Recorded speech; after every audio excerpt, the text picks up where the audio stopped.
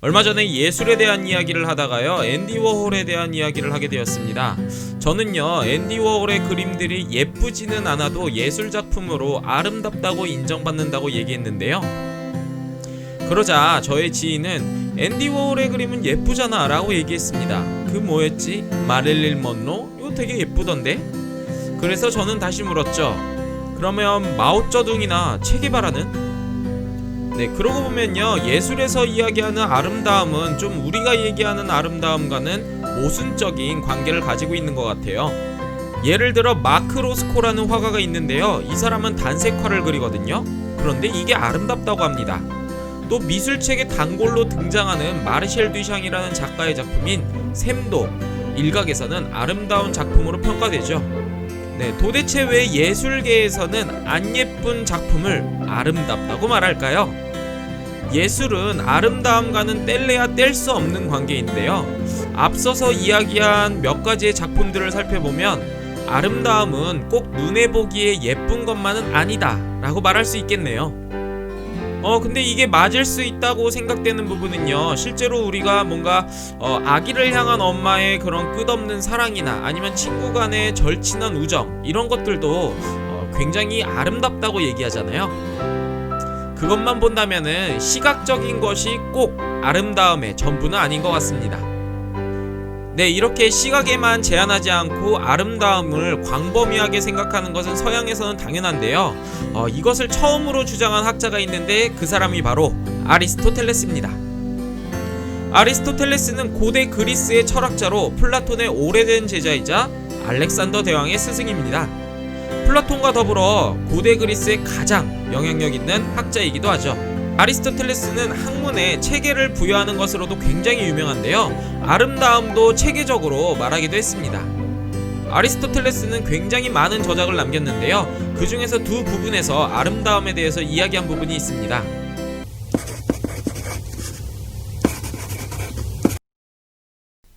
첫 번째는 시학에서 아리스토텔레스가 말한 아름다움에 대한 정의입니다.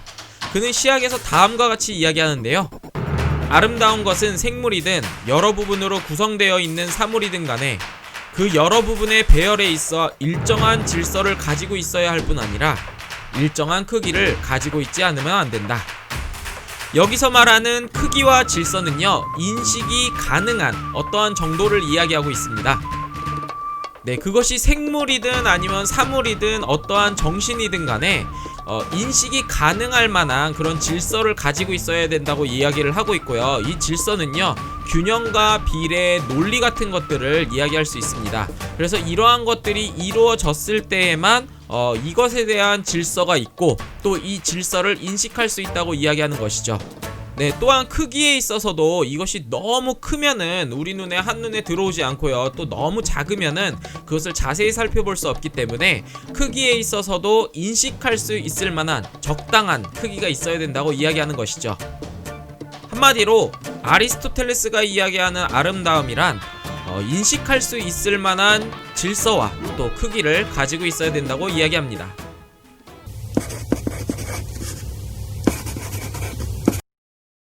다음으로 수사학이라는 책에서 아리스토텔레스는 아름다움에 대해서 다음과 같이 이야기합니다. 아름다운 것은 그 자체로 선택할 만하고 칭찬할 만한 것 또는 좋음이 그 좋음 때문에 즐거움을 주는 것이다. 네, 조금 풀어보면요, 아름다움은 결국 이성과 감성이 함께 공존하는 그러한 것이라고 이야기하는 것입니다. 네, 일단 선택할 만한 것과 칭찬할 만한 것은요, 다른 것보다 좋은 것을 우리가 선택하고 또 칭찬하잖아요.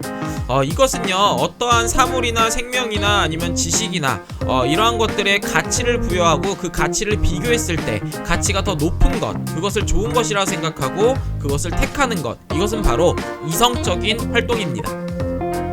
하지만 생각해보면요, 어떠한 것이 좋다고 판단이 되었을 때 우리가 정말 이걸 선택하고 싶다라는 마음이 들고 또 이거에 대한 좋은 감정이 들기 때문에 이것을 칭찬해야겠다라고 하는 그런 감정이 들게 되고요, 또 이러한 것들을 알게 되었을 때 우리에게는 즐거움이 있게 됩니다. 그래서 이성과 감성적으로 정말 만족할 만한 상태, 이것을 아리스토텔레스가 말하는 두 번째 아름다움이라고 이야기할 수 있을 것 같습니다. 이렇게 두 가지의 아름다움에 대한 정의를 생각해보면요, 결국에는 어떠한 이성적 인식이 가능한 크기와 질서가 있는 것, 그것이 정말로 선택할 만하고 또 칭찬할 만하고, 그것이 너무나도 좋기 때문에 즐거움을 주는 것, 이것이 바로 아름다움이라고 이야기할 수 있겠네요.